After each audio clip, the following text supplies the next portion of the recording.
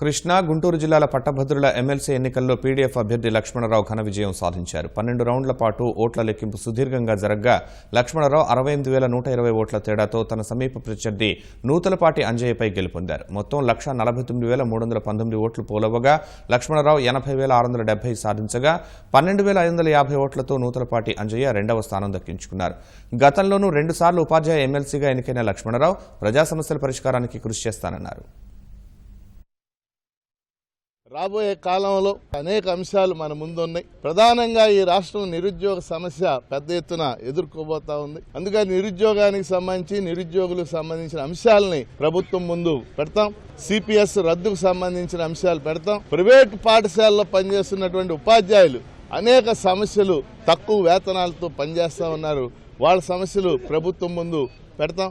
Contract outsourcing ఉద్యోగులు సమస్యలు ఉన్నాయి.